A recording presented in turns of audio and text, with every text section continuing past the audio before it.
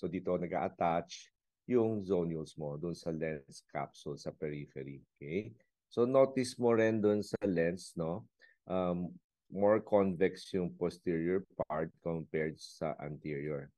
Kasi pagka nag-accommodate, it's more of ito, mas nagko-convex pa to para mag-increase yung anterior-posterior diameter for your accommodation. Okay? Now, with regards to your nucleus and cortex, the most recently formed fibers make up the cortex of your lens. So, siya yung pinaka-periphery. As new fibers are formed, they compact the old fibers toward the center. So, the oldest part of your lens is your nucleus, which is the center part. The embryonic nuclei persists in the center of your lens. So, there is no morphologic distinction between the cortex and the nucleus of a normal lens. So the lens has no blood supply or innervation after fetal development. It depends entirely on the aqueous humor to meet its metabolic requirements and carry off its waste.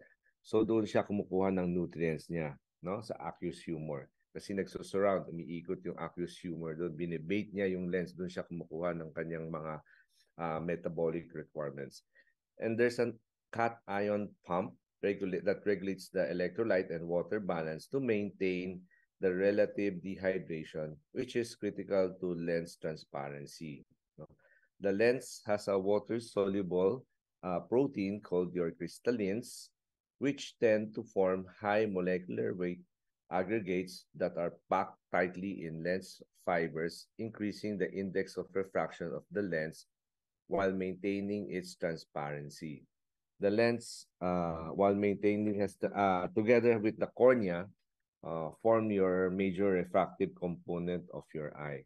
Okay, so the lens and then your cornea, it gives you the major refractive component of your eye. Now, the lens is supported by your zonular fibers that consist of microfibrils, no, of elastic tissue that these fibers originate from the ciliary body and insert on the lens capsule in the equatorial region. So the function of the lens are to maintain its own clarity, to refract light, and to provide accommodation in conjunction with your zonules and your ciliary body.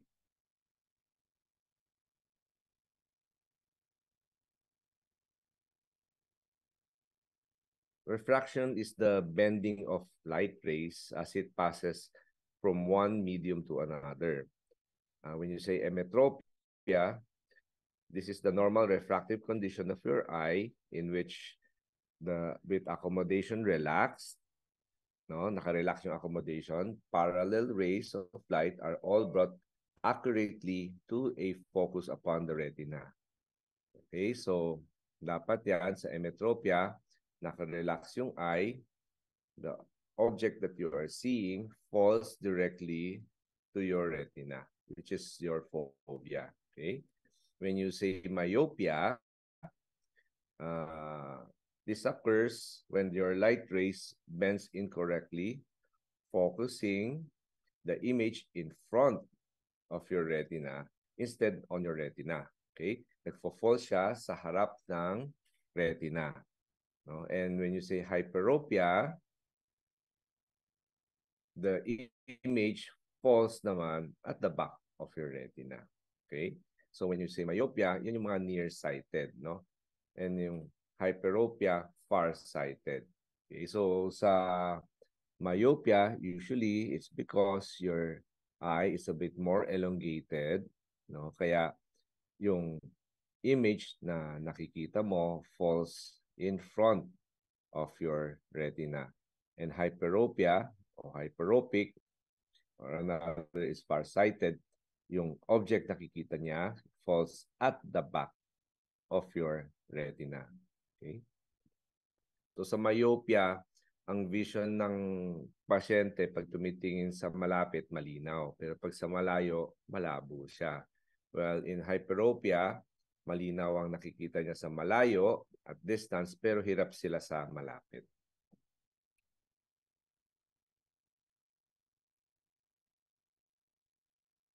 So accommodation is the mechanism by which the eye changes focus from distance to near images by changing the lens shape resulting from the action of your ciliary muscles on the zonular fibers, no? So ito yung ciliary muscle mo, nakakonect dyan yung zonules papunta sa lens. Okay? So the ciliary muscle is a ring-shaped muscle that on contraction has the opposite effect from what one expects of a sphincter, no? So when the ciliary muscle contracts, the diameter of the ciliary ring is reduced, thereby relaxing the tension of your zonular fibers and allowing the lens to become more spherical. So when the ciliary muscle contracts, the axial thickness of the lens increases, the equatorial diameter of your lens decreases, the diopteric power of your lens increases, resulting in accommodation. Okay? So when the ciliary muscle relaxes, the zonule tension increases, yung lens mafa-flatten. Okay? And the diopteric power of your eye decrease. No? So dapat memorize ninyo to. So again, yung ciliary muscle, pag walang accommodation, nakarelax siya, may tension yan doon sa zonules. No? So dahil may tension siya, nababatak niya ngayon yung lens mo. Pag nakabatak siya, siyempre, yung anterior posterior diameter ng lens mo short. Pero pag mag-accommodate, magko-contract ngayon yung ciliary muscle, magre-relax ngayon yung zonules, i-increase yung anterior posterior diameter ng lens, i-increase yung power mo to see at near. Yan yung accommodation. So in presbyopia, this is the gradual loss of your accommodation. This is because of the reduced elasticity of your crystalline lens. Kasi dati, ang lens kasi pag bata ka, ang consistency niya parang gel, malambot siya, no? Gel. Pero habang nagkakaedad ka, nagiging stiff siya. Para siyang yung sago, no? Yung pearl na sometimes yung iniinom niyo, no? Tumitigas siya. So because of that loss of that elasticity of your crystalline lens, nawawala din yung accommodation ng pasyente. That is what you call presbyopia. So once an individual is around 40 years of age or older, the rigidity of your lens nucleus, no, reduces accommodation as contraction of your ciliary muscle no longer results in increased convexity and diopteric power of your anterior surface of your lens. Okay, so in adolescent, the lens has a power of 12 to 16 diopter to have that accommodation. Pagdating sa 40 years old ka and above, magiging 4 to 8 diopters. And pagdating sa 50 and above, less than 2 diopters na lang. Okay? So, this decrease accommodation then becomes clinically significant, causing presbyopia manifested by a decreased ability to focus on near objects while corrected distance visual acuity remains normal. Okay, so presbyopia, presbyope can be corrected by using a plus lens when reading at near. So mapapansin nyo yung parents ninyo, they wear reading glasses. It's like a magnifying glass, no? So they can see at near. So this adds up to the reading na power of your patients. Kaya sila nagsusuot ng reading glasses to help accommodate, no? Makakita siya ng malapit. So symptoms of lens disorders include inability to perform near tasks due to presbyopia, blurring of vision, glares or halos due to loss of transparency of your lens, no? Kasi yung lens mo, pag nagkaroon ng opacity, nagkukos ng glare. Kakaroon ng halo. When you say halo, no? Pagka incoming na car with headlight at night, makikita mo may mga light surrounding the headlight. Yun, halos yun, no? Glare, no? Silaw siya. Doubling of vision due to lens dislocation. Kaya naman nagkakaroon ka ng double vision, it's because one part of your vision is on the lens, the other is not on the lens, kaya may double vision siya. Signs of lens disorders include there's a white pupillary reflex seen in mature cataract, no? Makikita nyo on your ophthalmoscopy or maski na pen light, no? When you shine a light on the eye, makikita mo sa inside the pupil, may white pupillary reflex, no? There's iridodonesis. When you say iridodonesis, that is the tremulousness, no? Gumagalaw yung iris on the eye, on eye movement because of the lens subluxation, no? There's central dark reflex with peripheral orange reflex on direct ophthalmoscopy seen in nuclear cataracts, no? So ito yung mga different types of cataract, no? The nuclear type of cataract, dark yung pinaka central reflex niya. And then there's a spoke wheel peripheral dark reflex with central orange reflex, which is seen in cortical cataract. Okay? So pagka mature cataract, kikita nyo, puti yung sa pupil. Pag mga nuclear cataract, dark yung central dark reflex, no? And then in cortical cataract, spoke wheel, peripheral dark reflex naman. Yan yung mga nakikita nyo on direct ophthalmoscopy. So in examining the lens, no, is best done on a dilated pupil. So we put a mydriatic agent. We use topical mydriatic agent like tropicamide, no, to dilate the pupil. So you can see better the lens morphology. And then this dense cataract can be seen using just the pen light, the slit lamp, and direct ophthalmoscope, while less dense, mas hindi makapal na cataract can be seen using the slit lamp or direct ophthalmoscope. Okay? Kasi pag dense na ang cataract, maski na pen light lang, nakikita mo na yan. But more so if you use the slit lamp, which is on your left side. And this is your indirect, no? This is an indirect. The direct ophthalmoscope is the one you use sa clinic ninyo, na monocular yan. This one indirect, you can also see cataract in indirect ophthalmoscope. So cataract is any opacification or discoloration of the lens which can cause deterioration of your vision. So it remains the leading cause of blindness and an important cause of visual impairment in the world. Cataract may develop very slowly over years or may progress rapidly. So minsan may nakikita kami, no? February lang, nagpa-check up, medyo malabo daw, may mild, immature cataract. Pagdating November, puti kagad. No? Meron within the year. Pero meron naman 3 years, 5 years, almost the same.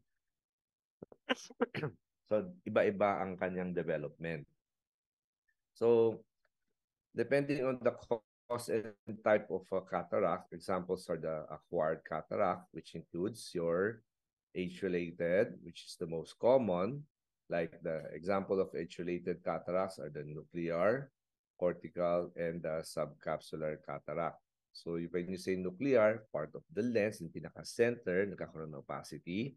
Cortical, which is your periphery, no? And the subcapsular, pwede anterior part of your uh, capsule or the posterior part of your capsule. Associated with ocular diseases like uveitis or glaucoma, associated with other systemic diseases. Examples are diabetes, galactosemia, Wilson's disease, associated with systemic medications, those taking in steroids, phenothiazines, amiodarone, no? Trauma, and intraocular foreign body, ionizing radiation like X-rays and ultraviolet light. There's an exposure. Infrared radiations like glass blowers cataract, congenital like dominant sporadic or part of a syndrome associated with hypertrophy, Marfan's, Loss syndrome, and rubella. Okay, so cataract can be associated with other systemic diseases, not just ano lang, no? Age-related. But age-related is the most common, developmental cataract. So how does cataract form? No? So as the lens ages, no, it increases in mass and thickness and decreases in accommodative power. As new layers of your cortical fibers form concentrically, the lens nucleus compresses and hardens, known as your nuclear sclerosis. So from the periphery, no, nako-compact siya. From the periphery, from cortex, yung mga new fibers, which is your cortical fibers, they grow to the going to the center, which compacts your fibers. We call that nuclear sclerosis. Now, chemical modifications and your proteolytic cleavage of crystallines result in the formation of high molecular mass protein aggregates. So these aggregates may become large enough to cause abrupt fluctuation on the local refractive index of your lens. Thereby, it scatters the light and reduces transparency. So the chemical modifications of lens nuclear protein also increases their opacity such that the lens becomes increasingly yellow or brown with advancing age. So other age-related changes include there's a decreased concentration of your glutathione and potassium and increased concentration of sodium and calcium in the lens cell cytoplasm. So cataract may be described according to the degree of opacification as immature, intumescent, mature, and hypermature. So when you say immature cataract, there's a localized swelling of your lens fiber cells. So pag mapapansin mo sa upper left side picture, cortical fibers lang, no? Konting-konti lang may opacity. While in mature opacities, the lens absorbs water becoming swollen and enlarged, termed intumescent cortical cataract. So these cataracts may lead to angle closure glaucoma.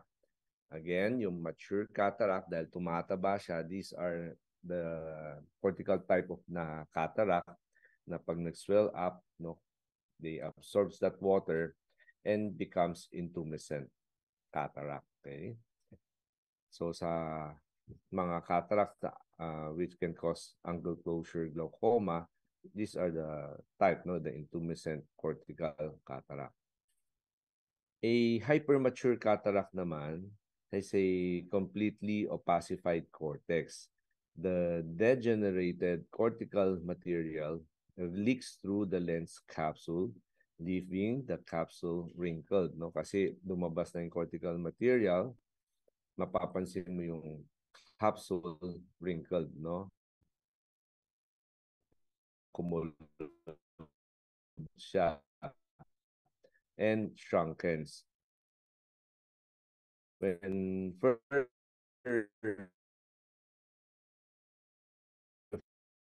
faction the cortex allows now yung nag-liquefy yung pinaka-cortex, then the nuclear part nag ano siya na move down, no, na dislocate yung mismong nucleus because of the liquefaction of your cortex. That is what you call Morganian cataract. Okay?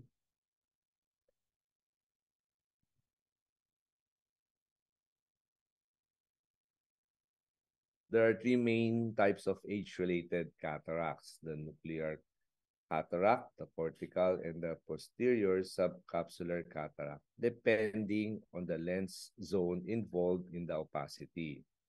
Some degree of your nuclear sclerosis, no, and yellowing is normally seen in patients above 50 years old. So it interferes minimally with visual function. It typically causes greater impairment of function, no, in distance vision than in near. So sa nuclear sclerosis, hirap siya sa malayo, no? Tumitingin sa malayo, medyo malabo. Pero sa malapit, mas hindi sila hirap. You called it myopic shift, no? They have better near vision. So in the early stage of cataract development, the progressive hardening of your lens nucleus causes an increase in refractive index of your lens. So that's what you call myopic shift in your refraction. In cortical cataracts, this is associated with the local disruption of your structure of mature lens fiber cells. They are usually bilateral but often asymmetric. So nakita nyo, no, may mga part, localized yung swelling of your lens fibers. So a common symptoms of cortical cataract is glare from intense focal light source such as car headlight. While in posterior subcapsular cataract, patients appear younger, no, mas bata sila, and those presenting with nuclear than those presenting with nuclear and cortical cataract. They are located in the posterior cortical layer and are visually significant, especially when they become axial, no, nasa center siya. So they start as subtle iridescent sheen and later becomes granular opacities and a plaque-like opacity of the posterior capsular cortex. Symptoms include glare, poor vision under bright light conditions, decreased near vision, more than the distance, no? Hirap sila sa malapit. They have monocular diplopia, no? Meaning, pag tinakpan niya isang mata, tumingin siya sa isang bagay, doble pa rin yung tingin niya. Common causes include age,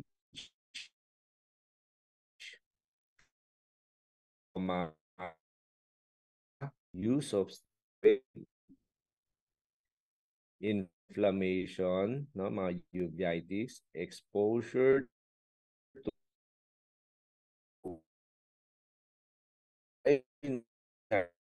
radiation. So the three cataract mo is the more debilitating sa vision. Mas gusto po pa yung nuclear or yung cortical. Ang pinaka-mild dyan is the cortical kasi glare lang, no? Ay, mapapansin ng pasyente. Okay? Pero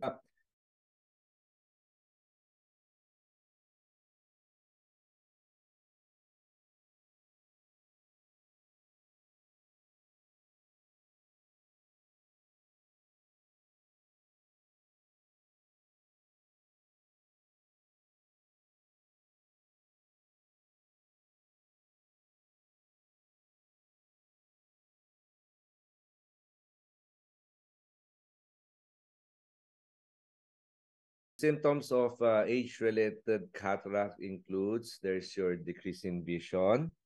It is painless, no? Hindi masakit. There is reduced vision in bright illumination kasi lalo na kung central yung pinaka-opacity, pag tumitingin sa bright light, pupil constricts, nasa center yung sa visual axis yung tinitingnan image, mas malabo siya, no?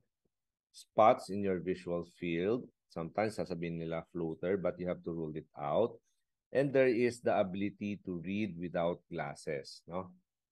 So these are the symptoms na complaint ng pasyente.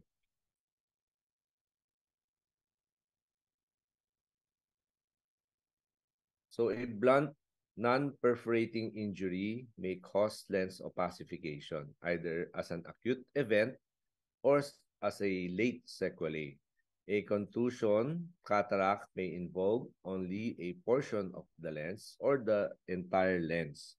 The initial manifestation of contusion cataract is a stellate or rosette-shaped opacification, usually axial in location, that involve the posterior lens capsule.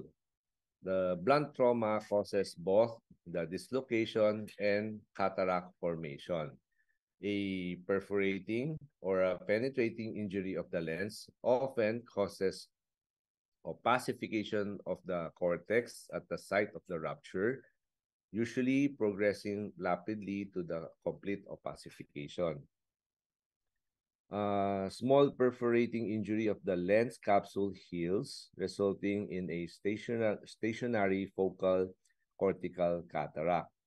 A small foreign body can perforate the cornea and anterior lens capsule and become lodged within the lens. If the foreign body is not composed of ferric or cupric material and the anterior lens capsule seals the perforation site, the foreign body may be retained within the lens without significant complication. Okay, so pagka maliit lang, hindi naman siya nagkakos ng problem, especially yung vision ng patient, then we leave it as is. Pero pag nag-opacify the whole part of your lens, then we have to remove that cataract because of the trauma.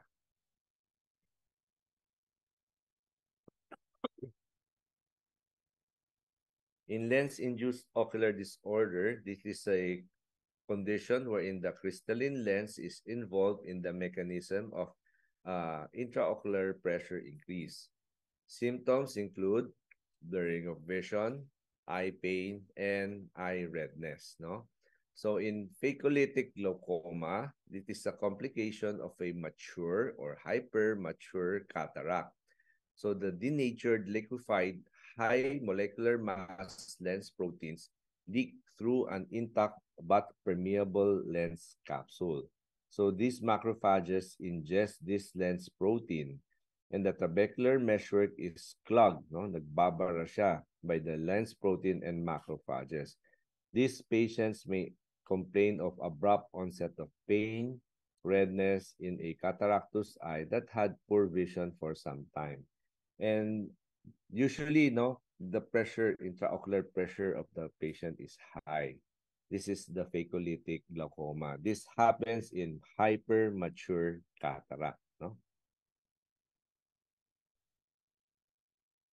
Following a penetrating lens injury or surgical procedure, particles of lens cortex may migrate into the anterior chamber, obstructing the trabecular meshwork.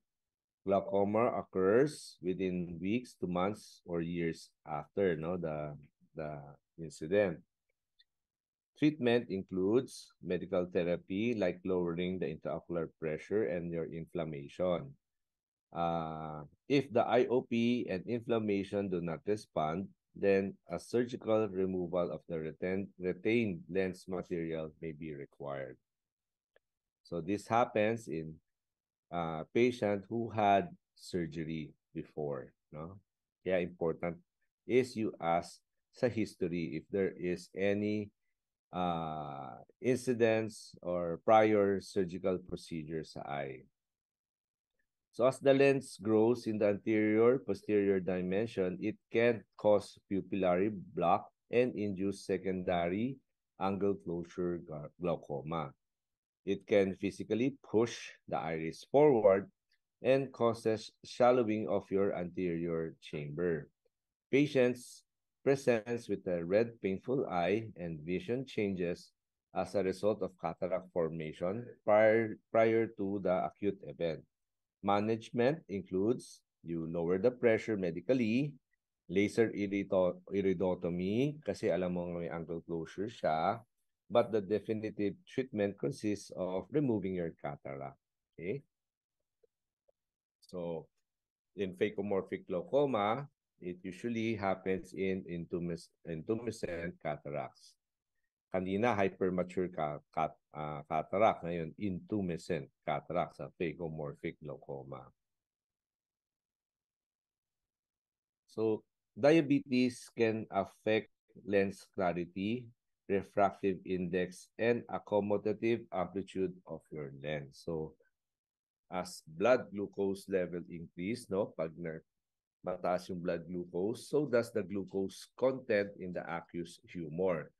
There is acute myopic shift which may indicate undiagnosed or poorly controlled diabetes. So, kunyari may pasyente kang controlled yung blood sugar, malinaw ang tingin, best corrected siya with your glasses, tapos after 6 months or 3 months, lumalabo yung mata niya, palit siya ng salamin, malabo na naman, papalit naman after 1 or 2 months, maybe uncontrolled yung diabetes niya.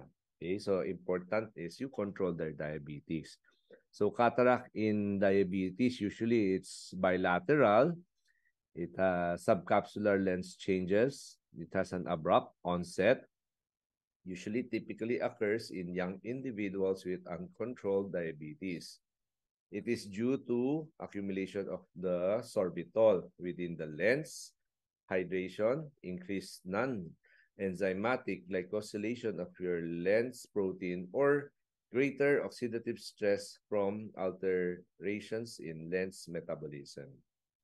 Sa galactosemia naman, it is an inherited autosomal recessive inability to convert galactose to glucose. The nucleus and deep cortex become increasingly opacified, causing an oil droplet appearance. So the cataract can progress to total opacification. Treatment includes timely diagnosis and dietary intervention. Okay? So sa mga metabolic, no, if you control your diabetes, your galactosemia, it can be reversed at an early stage. Pero once nag-opacify na siya, naging mature na yung cataract niya, puti na, hindi na siya reversible, no? But sometimes, no, meron na siyang half of it nag-opacify na, bira na re-reverse. Okay? So, timely diagnosis and you have to control the systemic problem para hindi mag-progress yung cataract. Okay? Hypocalcemia may be idiopathic or from unintended destruction of your parathyroid gland during thyroid surgery. Hypocalcemic or what you call the tetanic cataract is usually bilateral. It has a punctate iridescent opacities in the anterior and posterior cortex. So they remain stable or may mature into complete cortical cataracts. Okay? So in Wilson's disease, it has a characteristic sunflower cataract. It has a reddish brown pigment, or which is the cuprous oxide, which is deposited in the anterior lens capsule and subcapsular cortex in a stellate shape. The sunflower cataract does not cause serious visual impairment. In myotonic dystrophies, development of your polychromatic iridescent crystals in your lens cortex. These crystals are thought to be caused by cholesterol crystals deposited in your lens.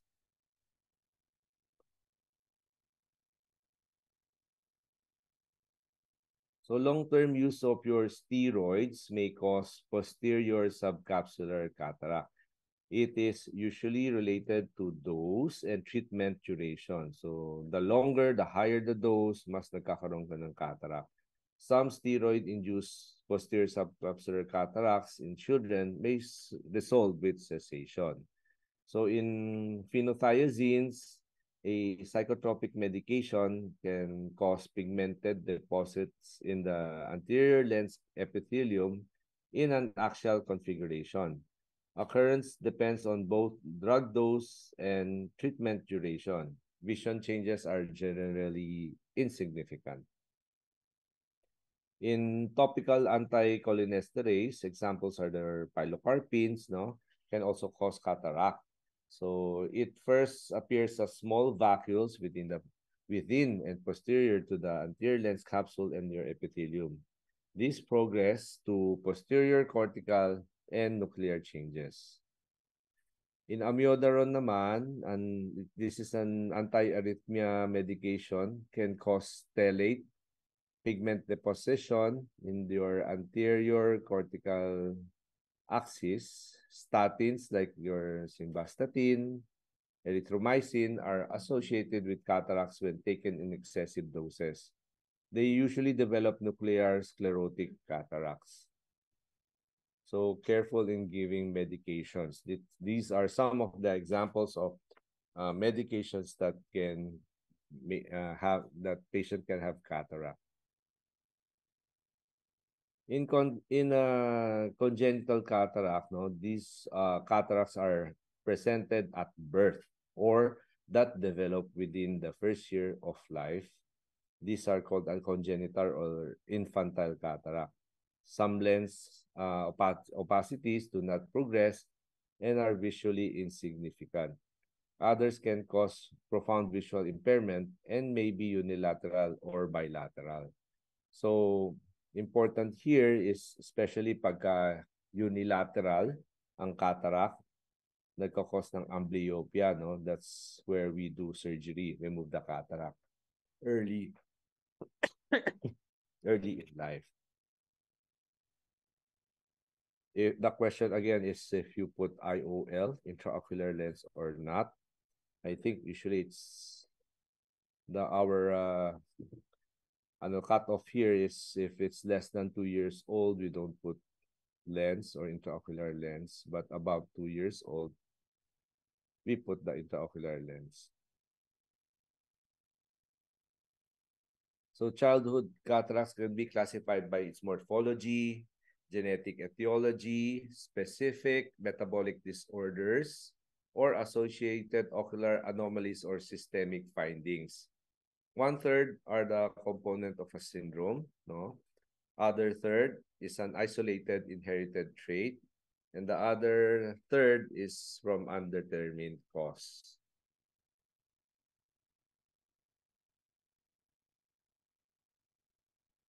Ectopia lentis is a displacement of the lens that may be congenital, developmental, or acquired. When you say subluxated lens, this is a partially displaced from its normal position but remains in the pupillary area. A luxated or dislocated lens is completely displaced from the pupil, wherein there is a separation of all zonular attachment. So yung sabihin dislocated, wala na siya talaga sa lugar. Sublux, parang partially lang. No? Subluxation, partially lang. Dislocation, the whole zonular fibers, wala na. Okay?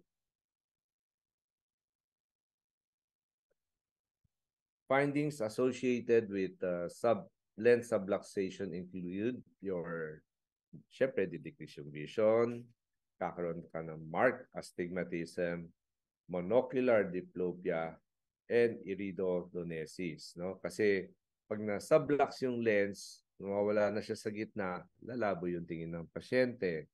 Marked astigmatism if the lens is tilted, monocular diplopia, yung sabi ko kanina, dahil yung sa visual axis mo, part of it is on the lens and part without the lens, nagkakaroon ka ng monocular diplopia. Yung kung you say monocular diplopia, papatakip mo yung isang mata, yung may problema, tumitingin sa malayo, doble ang tingin niya. Iridodonesis is metremolousness of your iris. Kasi wala na yung lens sa likod na doon naka-rest yung iris, nagkakaroon ng movement of your iris. Trauma is the most common cause of acquired lens displacement. In non-traumatic ectopia lentis is usually associated with Marfan syndrome, homocystinuria, aniridia, congenital glaucoma. Less frequently, it appears in Ehlers-Danlos, hyperlysinemia, Weill-Marchesani syndrome, and sulfite oxidase deficiency.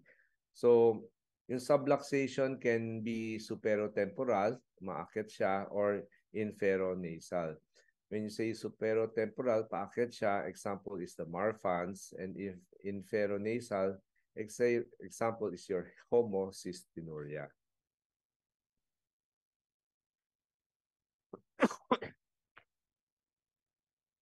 Microspherophakia is a developmental abnormality in which the lens is small in diameter and spherical. So mas bilog siya. The spherical shape of the lens result in increased refractive power which causes the eye to be highly myopic, no? Dahil makapal yung anterior-posterior diameter niya. Lenticonus is a localized cone-shaped deformation of your anterior or posterior surface of your capsule. So dito makikita mo parang may umbok siya ng ganun dun sa lens capsule. Lenticonus yun. Posterior lenticonus is more common, no? Than your anterior lenticonus and is usually unilateral and axial in location. The anterior lenticonus is often bilateral, dalawa usually affected, and associated with Alport syndrome. So, what are the indications in cataract surgery? Hindi lang naman tayo kasi surgery lagi pag nag-cataract, no? So, the most common indications are if the lens threatens to cause secondary glaucoma or uveitis, visual defect can interfere with the patient's daily activities. Kung nahihirapan yung pasyente sa trabaho because of your cataract, no? Visualization of your fundus to monitor glaucoma, retina, and your vitreous conditions. Kunyari, ang pasyente diabetic, no? Kailangan makita mo yung progress ng diabetes niya, and then the lens, the cataract, is obstructing your examination like indirect or direct ophthalmoscopy, no? Or fundoscopy, then you have to remove your cataract. There's rupture of your lens secondary to trauma kasi pwede rin siya mag-cause ng glaucoma or uveitis. And there is a desire for spectacle independence, especially if very high yung myopia niya. Nakita namin may mga 2,000, 1,500 yung grade ng pasyente. Then maybe you opt to do lensectomy, no? Yung mga clear lens extraction, no? So, what are the techniques, no, in cataract surgery? Dati our consultant do this, no, the intracapsular cataract extraction, wherein the whole lens is removed, no? So, this was first performed in the 17th century. It involves removing the whole lens with the capsule intact through a limbal incision. So, may malaking incision yan. In extracapsular cataract extraction, the nucleus and the lens cortex is removed, leaving the posterior capsule intact.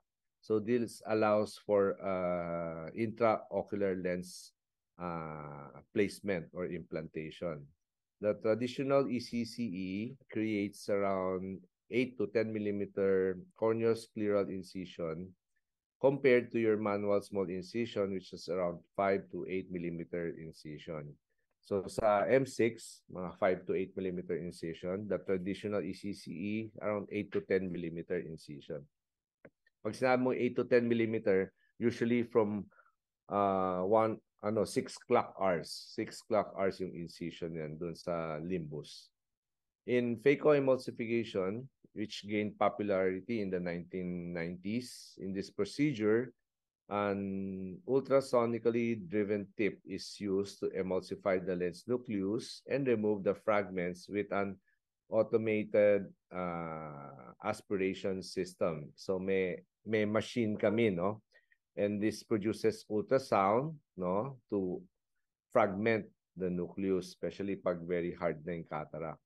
So this allowed small corneal incision kasi part of your instrument lang, which is the tip of your phaco handpiece, is inserted in that incision, and it aspirates your cataract dun siya. Mamaya we will show you videos on how we do this surgeries now.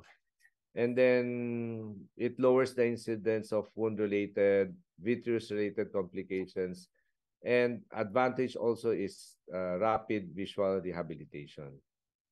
In femtosecond laser technology, which is used to dissect tissue on a microscope scale, enabling creation of your corneal incisions, capsulotomies, and lens displacement. So there's such a thing also as femtophaco, no? Ang femtosecond laser, this is the one used in LASIK, no? This is also the machine that we now use in cataract surgery. So what this femto laser do is they make the incisions, the corneal incisions, make the capsulotomy of the anterior capsule, and it dissects the cataract. Later, we will show you the videos of this type of cataract surgery. So here, again, patients with ICCE, no? Can you see my pointer? Yes po, Doc. Okay, so sa ICCE, the whole lens is removed. We use a cryoprobe, no? May parang nakadikit siya sa parang freon yun eh. Tapos lalamig, no? Yung pinaka-tip. Siyempre dapat dry yung anterior part of your capsule of your lens. Tapos pag tinapakan yung instrument, magkokos ng ball ball of ice, didikit yan sa lens, and then you can pull the lens out, no? That's ICCE. So the whole lens is removed. In ECCE, we do same with the ICCE, malaki yung incision, usually 6 clock hours yan, no? And then do capsulotomy. This is what we call beer can. Para siyang tansan, no, yung itsura. Kaya beer can, no? And then we deliver the lens but retaining the part of your anterior and the whole posterior capsule. Okay? And then we use a second instrument, which is an INA, irrigation and aspiration instrument, to aspirate the remaining cortical material before putting the lens. Okay? In phaco, so only a small incision is used just for the instrument to be placed in. And then continuous curvilinear capsulorhexis is performed. So unlike sa beer can, jagged yung edges ng capsule, dito curvilinear, no, smooth siya. So we will show you later how we do cataract in continuous curvilinear capsulorhexis. And then we do a hydrodissection wherein a fluid is injected using a cannula, is injected between the cortex and the nucleus, or the cortex and the capsule, to separate the lens mismo from the capsule. After which, the tip of your phaco is inserted in the incision. There are different techniques in doing removing your segment. So this one, they shave part of your lens, no? And then they make a quadrant and then chop it, then aspirate. Kasi hindi na makakasya the whole lens on a 3 millimeter or less incision. So here in phaco, dito lang sa loob, sinisip-sip na yung cataract. So notice yung incision hindi pinalalaki. Okay, compared to your ICC and ECCE, almost 8 to 10 millimeter incision sa limbus. Dito, less than 3 mm lang. Just kasya lang yung instrument. Okay? So, visual rehabilitation in aphakia, no? Aphakia meaning walang lens na nalagay. We can use spectacles, no? Problem lang these spectacles here is that makapal yung salamin, no? These are the ones wherein there is complicated surgeries or talagang hindi na malalagyan ng lens because there's no anterior posterior capsule or zonules, no? Mga bata, less than 2 years old, aphakic sila. We can also use contact lenses, no? Or secondary implantation of intraocular lens. Sa LASIK, no, we do LASIK just to correct the residual refraction in post-cataract with an intraocular lens. Okay? Kasi we can do around 500, maximum of around 800 diopters lang, 8 diopters lang. Yung mga, kumbaga sa grado, mga 500 hanggang 800, pwede mo i-correct sa LASIK. Above that, mas mataas na yung regression. Okay? Any questions?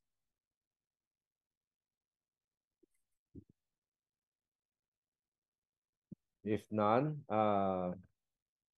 we'll show you the videos of the cataract surgery.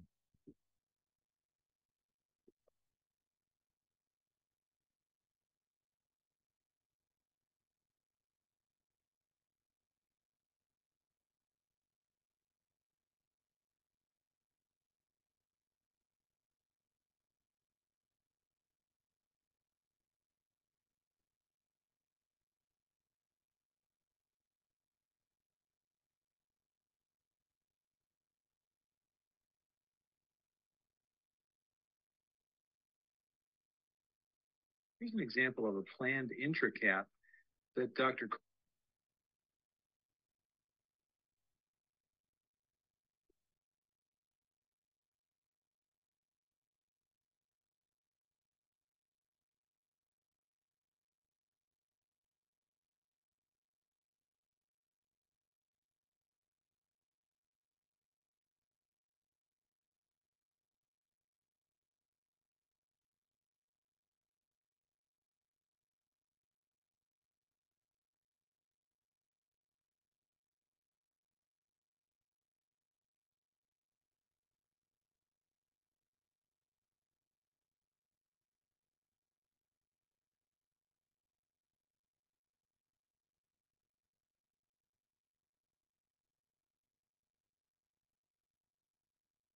Can you see the video?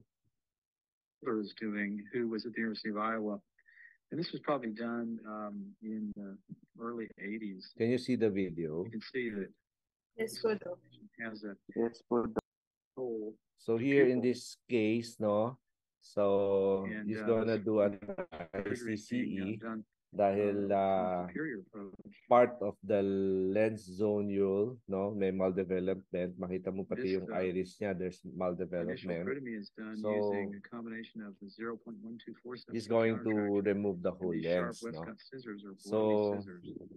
Here the gill knife is used to remove some epispheral tissue from the He does a lens. peritomy, which is the separation of your conjunctiva And from your limbal bipolar area, electrocautery is and then used decauterizes the to achieve bleeders, hemostasis. and using a 15 This blade, is the number 15, 64 beaver blade, he makes an which is used to incision make a groove from along the lens, 9 to 3 which o'clock, was no? used as a mark More of for nasa the scissors scleral when area the siya eye is in open. one stroke.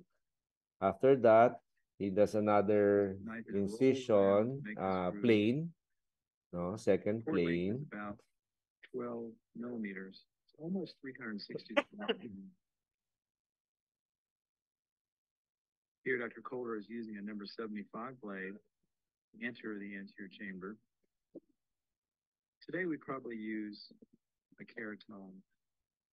This So he step. did another incision, and this is the third one. These are There's some using the scissors known as scissors, Castro-Viejo no, to scissors cut through the follow the anterior to chamber. make the No? incision. These come in a version to the left and a version to the right. Here, a vicryl safety suture is placed. He put a suture just Just in case there's a problem. Expression. Then he needs to put a suture, no, in case na nagkaroon ng The vitreous remainder of the prolapse, incision no, made kasi on pag either lumabas side. yung part of your ocular tissues doon sa incision, you can close it right. Mabilis yung An maklose siya. additional suture is placed just in the anterior aspect of the wound, and this is used to lift up the cornea later, as you'll see. So this helps lift up the cornea using that So you can see suture. that this requires an assistant. An assistant has a special iris retractor. Usually, this coming is in done from the under left. general anesthesia. Kohler has The a second critical instrument that he coming in from the uses right. to And the helps assistant is to also lifting up parang the cornea. hinahawi niya yung iris, Dr. no? Kohler is using And then this is the Wexel sponge to cryoprobe. dry off the anterior Pagka surface tinapakan of the niya yung lens. cryoprobe, So often it has to magkakos be ng done ice several ball yun, times didikit dun sa to lens. remove So the dapat aqueous ma-dry up niya from yung the anterior surface of the lens. anterior To surface allow of the the cryoprobe lens, to no? firmly So he has adhere to dry it to the up. crystalline lens. Papapansin nyo, pag tinapakan niya, mamumuti yung Here, Dr. tip Kohler has ng applied the cryoprobe, no? cryoprobe. And you can see the white tip. Para dumikit. The, Yan, nakita nagpo-white. Pag ice hindi siya ball dumikit, kulang pa. is Dapat attached, ma-dry but up pa all niya. then Yun, came dumidikit. off of the lens, probably because the lens was too wet. And so the So, Wexel ulitin sponges niya, are dapat applied dry again up to pa get rin the niya. interior surface of the lens dry. Here, once again, the cryoprobe is attached Hindi kasi to the didikit crystalline sa lens. lens pagka basa eh. What is on the pedal? Parang dry ice, no? Minsan napapansin niyo, dry ice, pag hinawakan mo, dumidikit yung kamay mo sa dry ice. Ganon din yung effect nito, no? Para dumikit yung part of the lens dun sa cryoprobe. Tapos he has to sway it. Parang inatanggal niya yung mga zonules at remaining zonules naka-attach sa lens, no? Kaya dahan-dahan niya inaalis. Okay? So, you want the anterior hyaloid face to still be intact. Kaya slowly niya tinanggal yung Now it's cataract. simply a matter of suturing the eye closed. Okay. Safety suture is closed first. And then Dr. Kohler would often place a couple more vicryls to reapproximate the wound. Before they use vicryls, now we use nylon, no? Kasi ang vicryl, irritating sa eye, no? Kasi makapal siya. Now we use a 10O nylon. It's more thinner, more comfortable for patients. He usually puts 7 sutures.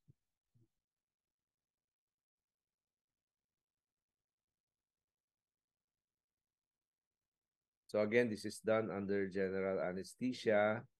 Patient is asleep. Gagawin. Kasi pagka slight movement of the patient, umiri siya, bumahin, no, the vitreous can go out. Magkakause na ng complications yun. So as much as possible, gusto mo, intact yung vitreous mo. Okay? Now, we can do secondary implant na. Before kasi 1970s, 80s, no? In ICCE, mapapansin nyo dati, mga lolo, lola, kung naabutan ninyo, makakapal yung salamin. But now, hindi na kami, always na naglalagay kami ng intraocular lens. Okay? First, filling the anterior chamber. So make sure lang na there's no vitreous in the anterior chamber to prevent post-op complications. Tinatighter lang niya yung sutures to lessen So now this is tied down. the post-op astigmatism. And the Okay. So notice ang daming surgery sutures. is Dati, essentially over. daming sutures. The conjunctiva is reapproximated, Okay. although it's not shown. Then most after likely it that, was reapproximated using one of the i-approximate lang niya yung mga fractals. conjunctiva. Any questions with regards to ICCE before we go to ECCE?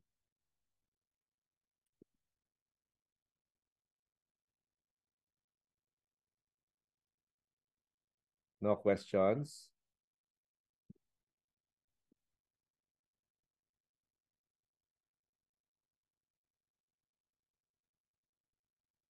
Let's go to ECCE. So ito ECCE, you can do local anesthesia, retrobulbar, GA, no? Here, this is done under local anesthesia, topical, no? Same thing with ICCE, paperectomy ka pa rin, no? Separate the conjunctiva from the limbal area. You cauterize the bleeders.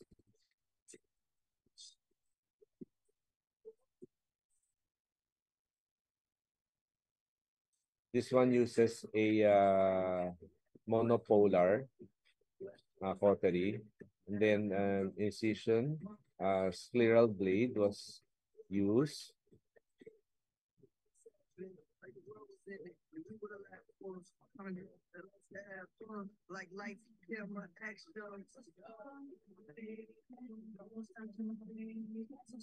Stab incision using a 3mm blade, phaco blade.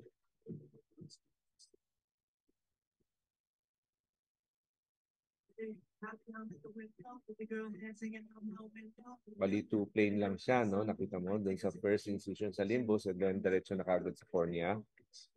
You put trypan blue to stain the anterior capsule para mas ma-visualize niya, especially pag mga mature, hypermature cataract. And then a viscoelastic is placed to protect your endothelium and increase your anterior chamber depth. Ito yung viscoelastic.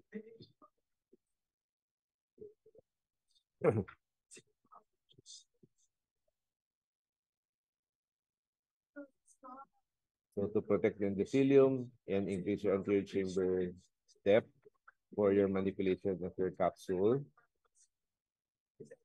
And then he does a capsulotomy.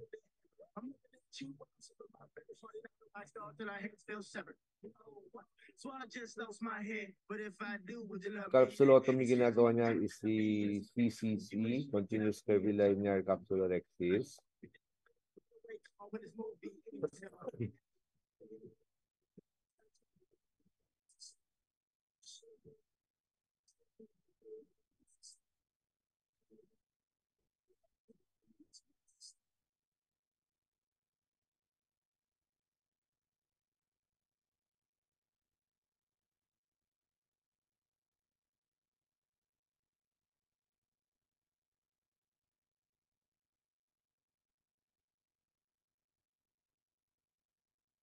He adds more gel kasi medyo na run away yung pinaka rhexis niya to deepen the chamber at saka para mahabol niya yung rhexis, no?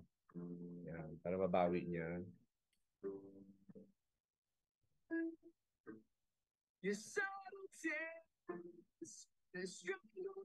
Incision is ngayon na ano na siya, enlarged ng incision. Using a corneal scissors. Pansin mo, lumalabas yung iris kasi malaki yung incision. Eh.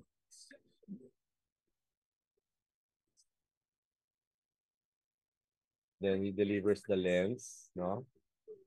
Pero na intact yung capsule, posterior capsule. He still puts sutures para ma-form niya yung chamber. And then he aspirates the remaining cortical material using irrigation and aspiration instrument.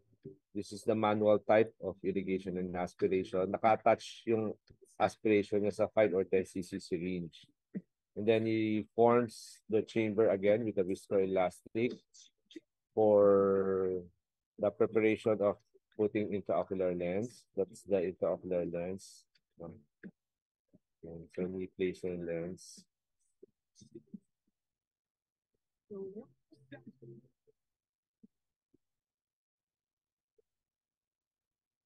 Then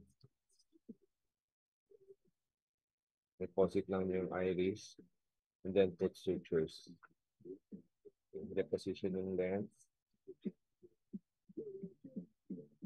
And using a 10-0 nylon suture, close niya yung suture, yung incision.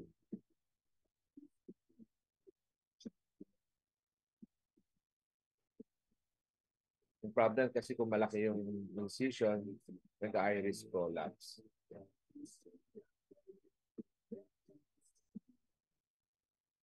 Yes, to deposit the iris. You have to be careful since very delicate yung tissue, yung iris tissue. Pwedeng ma-tear siya, no? Mag-sectoral iridotomy ka doon. He adds more suture para ma-close up niya yung incision para walang iris prolapse. He aspirates the remaining viscoelastic.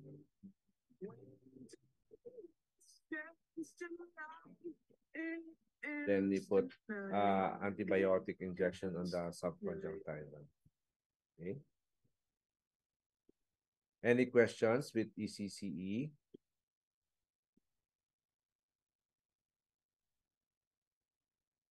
We now go to M6. This is a manual small incision. Same with ECCE, but smaller yung incision dito. Okay. So he does a frown incision, no? Compared to dun sa nauna, limbal na curvilinear, along with the limbus. Pero dito, frown yung technique, no? Opposite. And then he does a tunneling of the sclera going to your anterior chamber. Tapos ang technique niya, parang pagdating sa loob ng anterior chamber, pabuka yung incision niya. Maliit yung pinaka-opening, pero pagdating sa loob, sa anterior chamber, parang trapezoid yung incision niya. No? So also this is done under local anesthesia.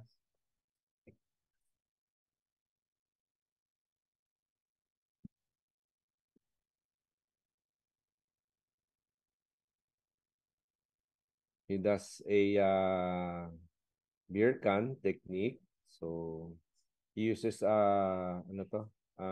cystotome. Binibreak niya yung anterior capsule. Pinapuncture lang niya.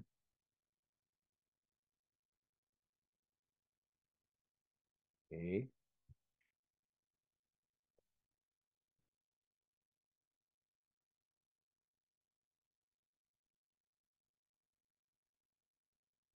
Then using a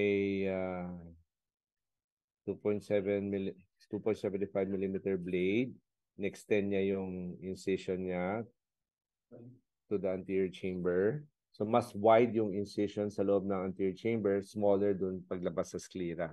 Medyo trapezoid yung itsura ng incision niya. And then he aspirates some of the cortical material and he tries to levitate, no, yung cataract, no. Inaangat niya. And then once naangat niya sa anterior chamber, de-deliver na lang niya using fluid.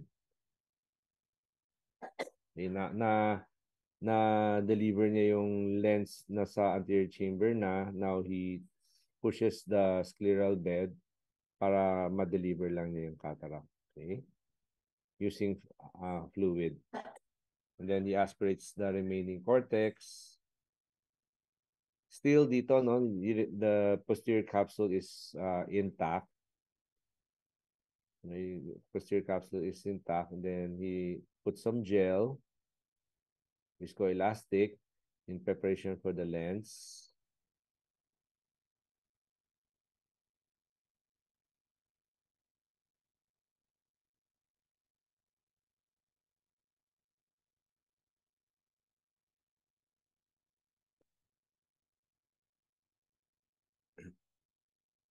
This is a rigid intraocular lens na 6.5 millimeter. The C-haptic helps center the optic. Okay.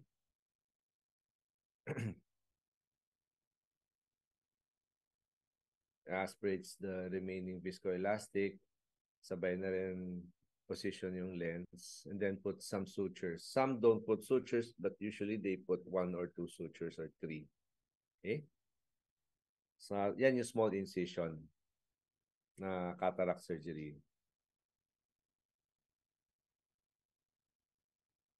Just touching up the capsule that is remained sa may 6 o'clock. No? Yung patient, nakahiga yan, and then the surgeon is on the head position. So yung foot position niya is in the 6 o'clock. No? Okay? Any questions sa small incision?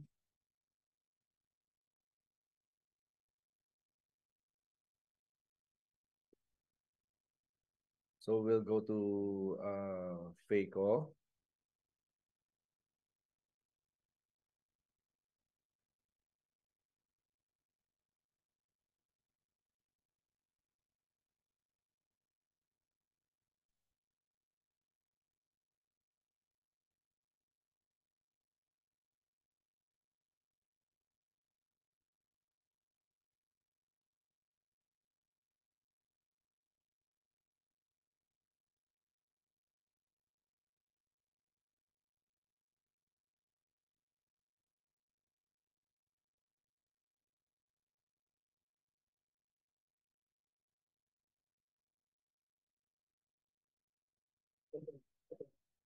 So this is also done under local anesthesia. No? Topical lang siya.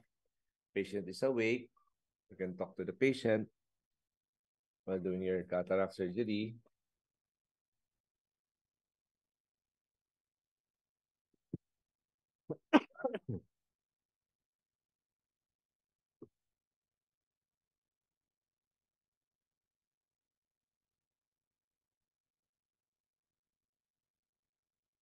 The phaco blade is on the left, which is a 2.75 millimeter incision. And then the side port, we use a 15-degree blade.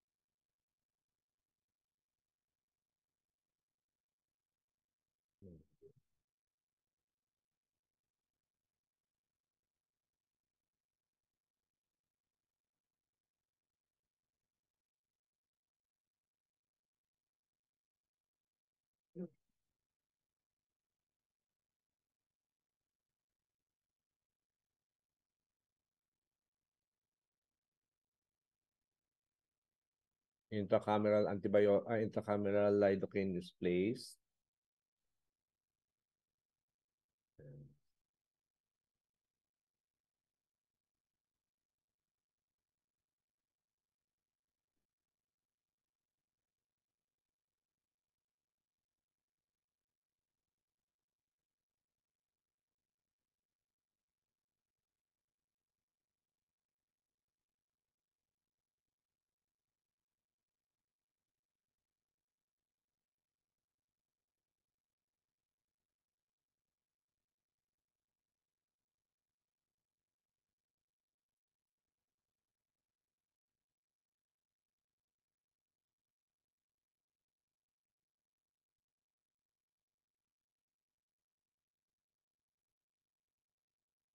the bent needle or cystotome to make the anterior capsule rexis, no?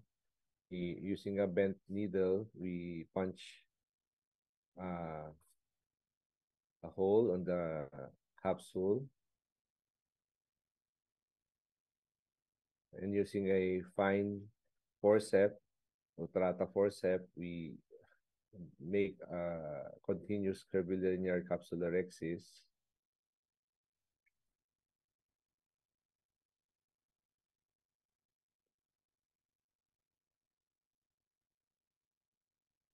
Yeah.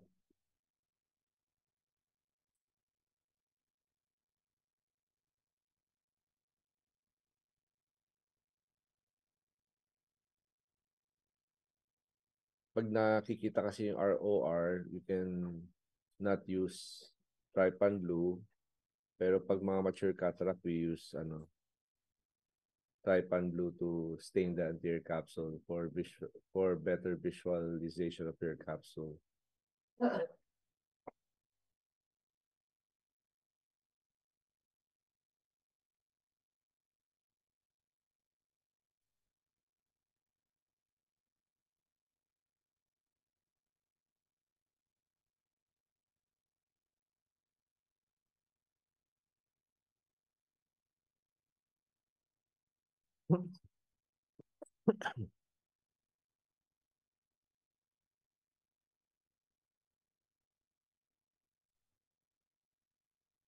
A hydrodissection is made to separate the cataract from your capsule.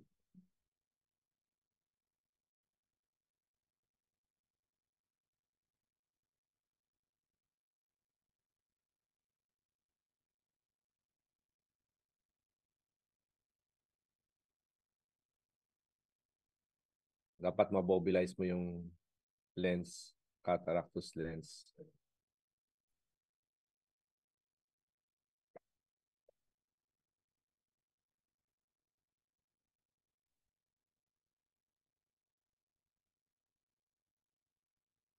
So this is the phaco probe. So we insert the tip on the main incision.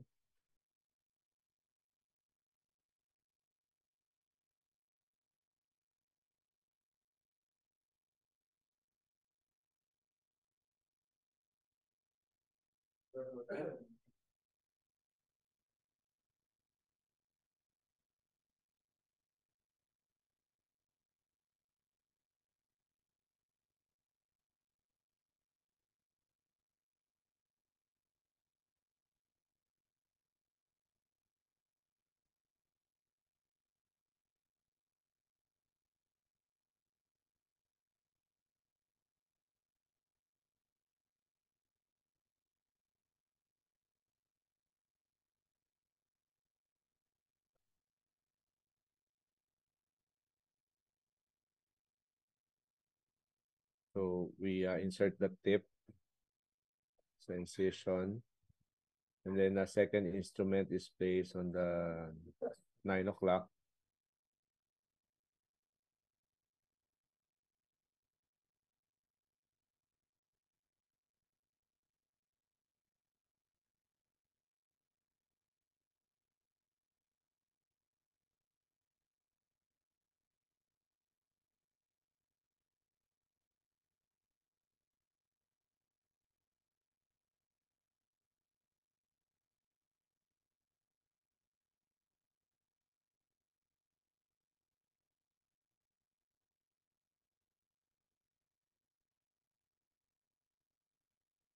So medyo hard cataract siya. You need ultrasound to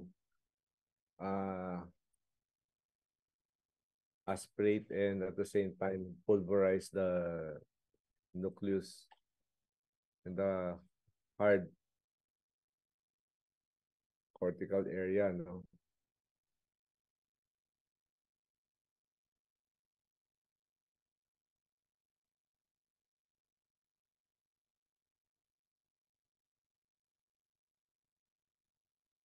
The difficulty with local anesthesia is that, patient can move gives you less stability, no? So ideally, if we teach residents, we tell the residents to do a retrobulbar anesthesia, sometimes under sedation pa.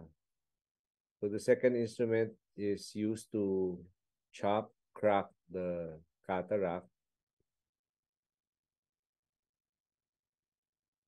So yung second instrument helps fragment piece by piece yung cataract.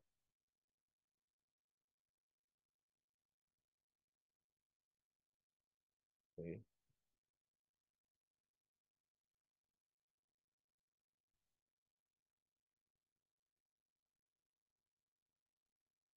Medyo hard ang cataract ng pasyente, nuclear sclerosis.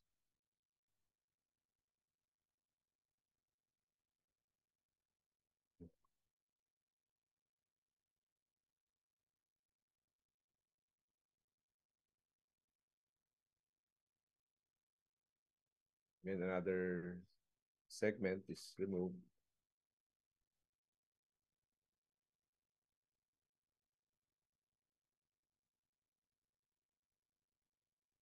Try to rotate the cataract to get the other parts of the lens. Minsan nakadikit siya. You can use the probe to help rotate the cataract.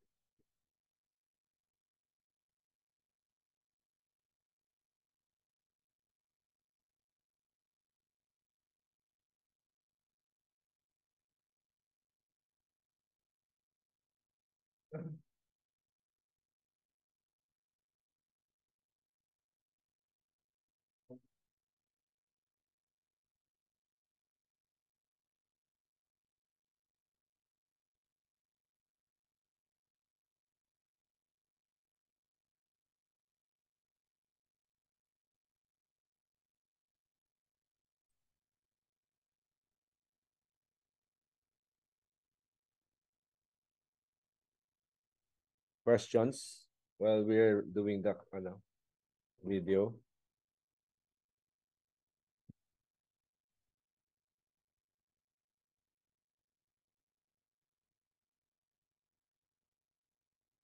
Then again, we rotate.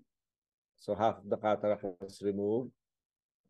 Turn natin yung nucleus. Medyo tikit kasi siya.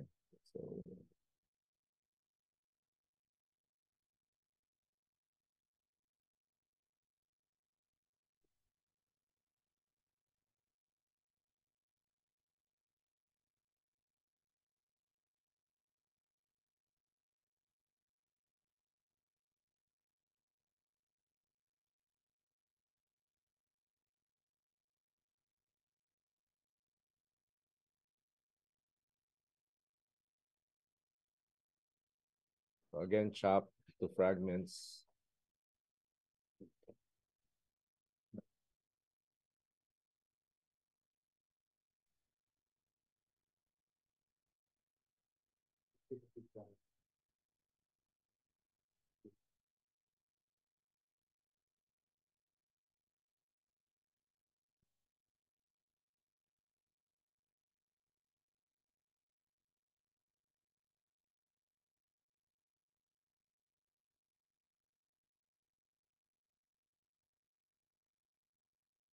Medyo mahirap lang gumalaw kasi medyo makapal yung cataract niya. So, should be careful not to damage the posterior capsule kasi very thin lang siya. So, you have to move slowly in doing your phaco, no?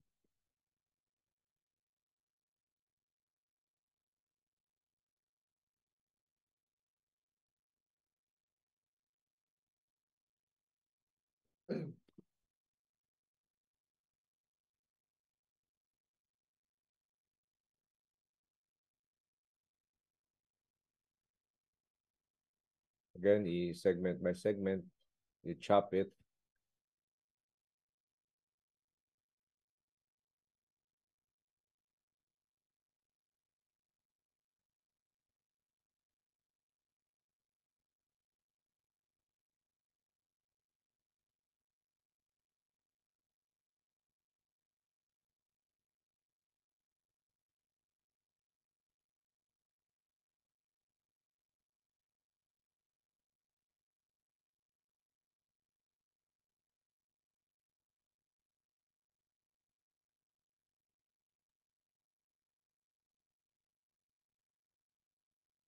until the whole part of your cataract is removed.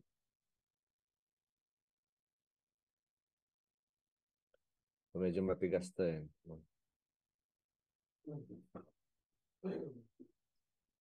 Macular sclerosis.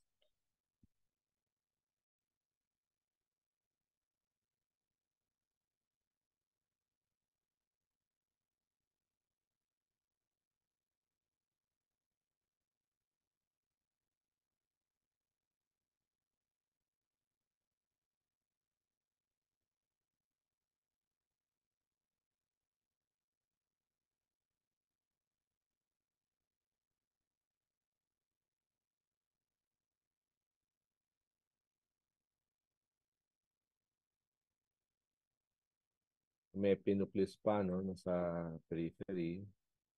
Parang plate din.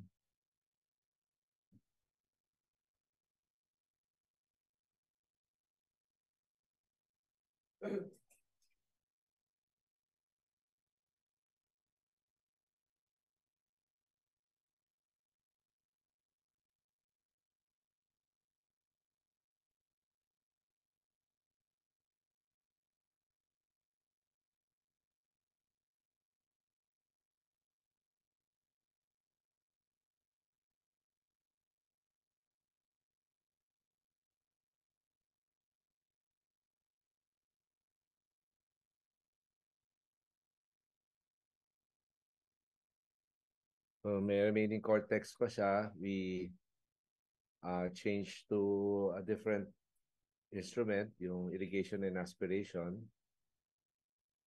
This a bimanual.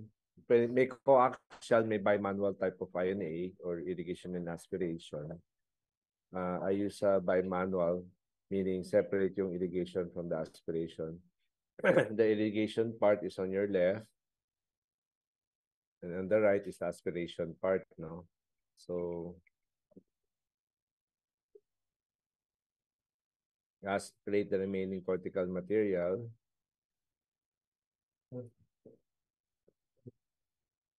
We peel off the cortex. No?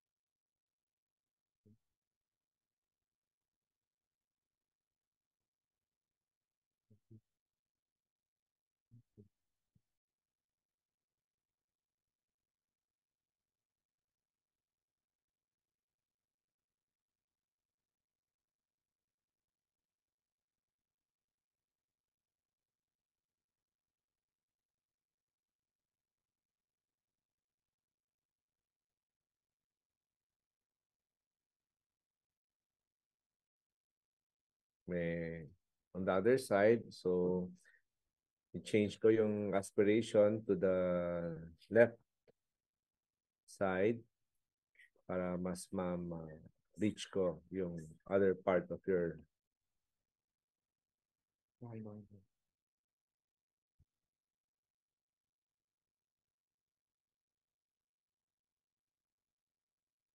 so parang pinipeel off mo lang yung cortical material using INA.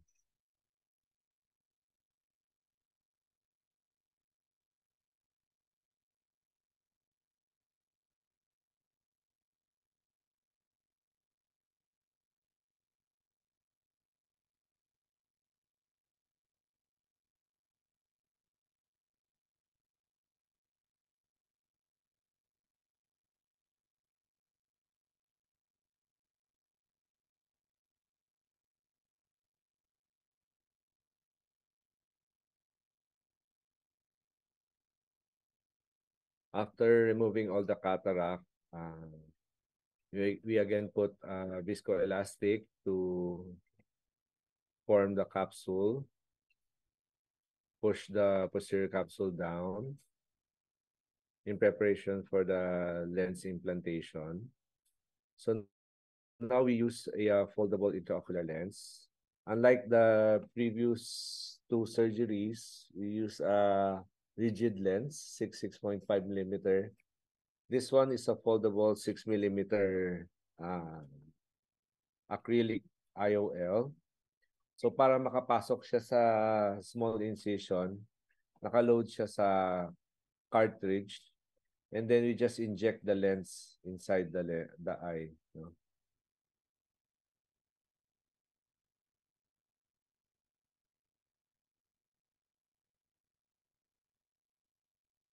So not just nagpo-fold, kundi nagro-roll yung intraocular lens. Tapos inject lang namin sa loob. Okay. Then after, we position the lens using a Sinskey hook. Position lang namin siya in the bag.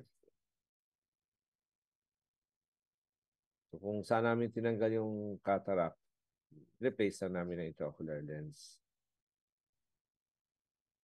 So may power yung lens, para siyang salamin, para emetropia ka na.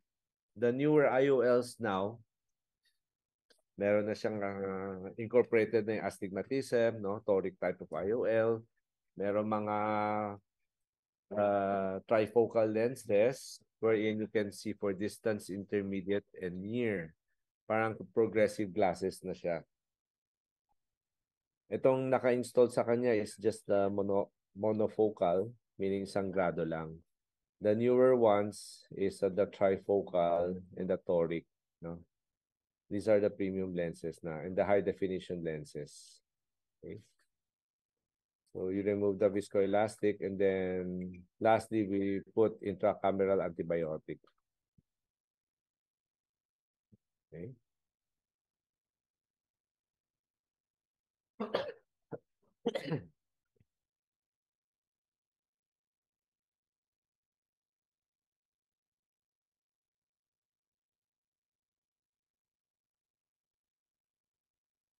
You sense the surgery. No questions?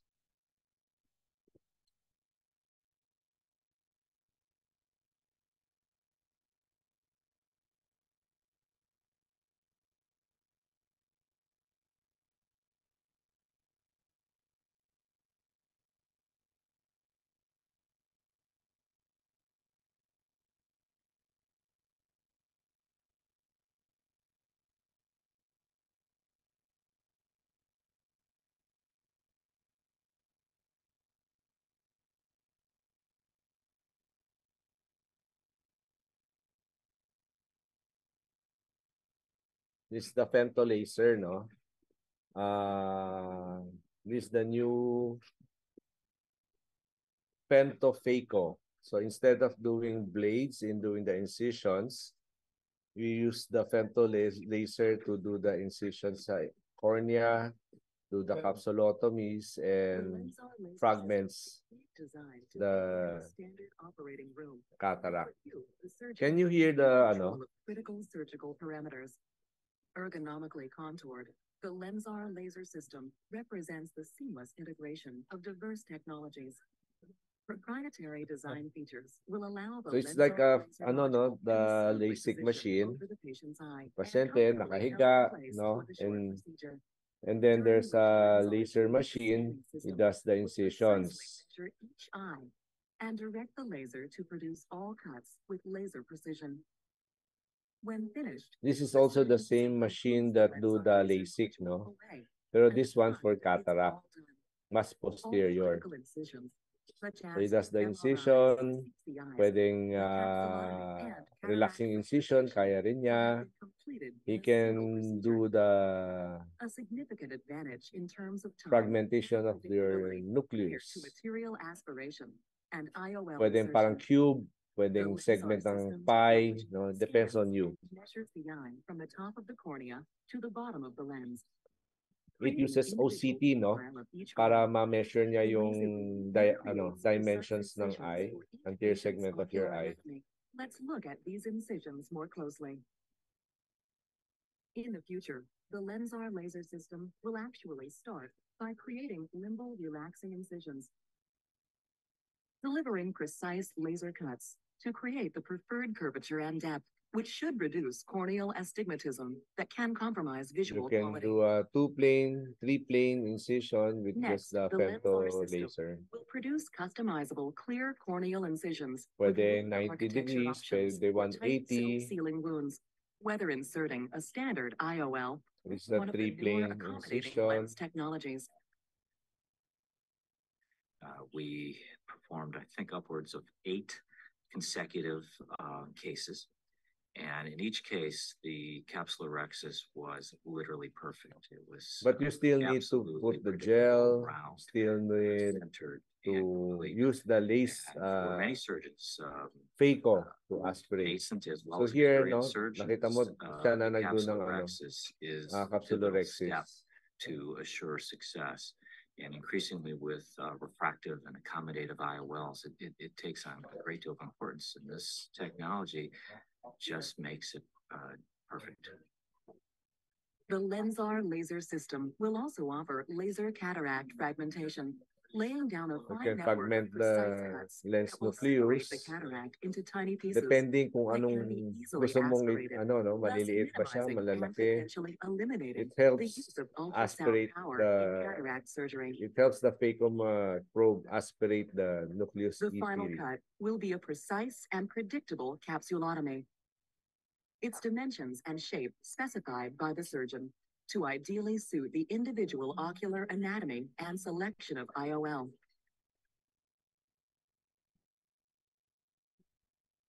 So I think one nice thing is the LENSAR system has the potential to really give everyone the advantage of phaco chop, be they inexperienced or experienced, be it a easy nucleus or a medium or a denser nucleus. And again, I think that's something to be able to improve that consistency, particularly in difficult cases, to help us with the really brunescent case.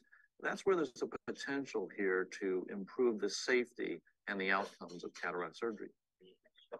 From LRIs and CCIs to cataract fragmentation and capsulotomies, the LENSAR laser system is being designed for the surgeon to get it all in a single procedure with precision, repeatability, and predictability. The femtosecond laser, as applied to cataract surgery, is going to basically broaden the number of surgeons who can do what I call refractive cataract surgery. And the femtosecond laser is going to make this simple and safe and reproducible. LENSAR's mission is to raise the bar in refractive cataract surgery. Our technology is all about measurement-guided beam delivery, designed to enhance refractive outcomes. The LENSAR technology is integrating both the refractive measurement, pre-op and during surgery, with the anatomical measurement to assure precise laser cuts are delivered to the eye while preserving all nearby tissues. The LENSAR innovation will deliver to surgeons a new and complete experience, an advanced technology laser that's easy to use and will meet the demands of the highest volume cataract surgeons.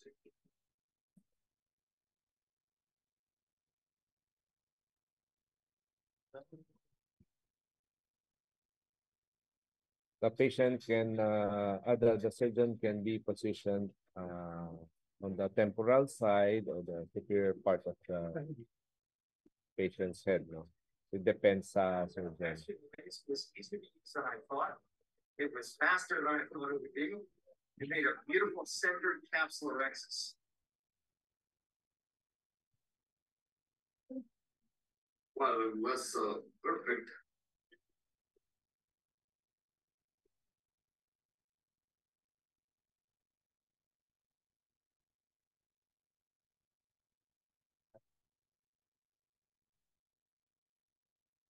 Perhaps the eight slices combined with the spheres will be the final conquering of the cataract surgery.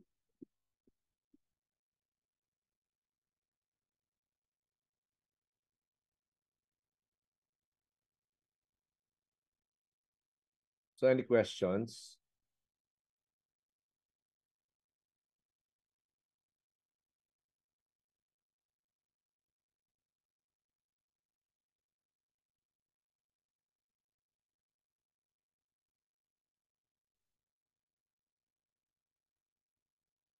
So yun yung pinakabago ngayon sa cataract surgery, the femtophaco.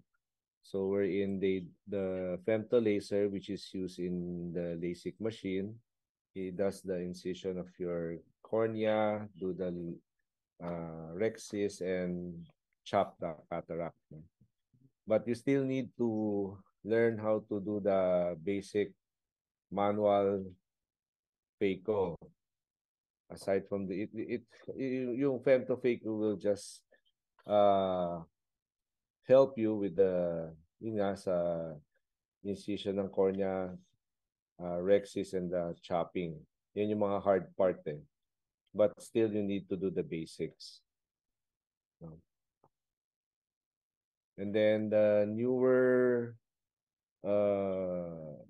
in cataract surgery is that the IOLs, no? There are premium IOLs nga, that's what I mentioned. There are trifocal lenses, there are toric lenses that we can use. There are high definition lenses which has a better yung contrast ng vision ng pasyente. Okay?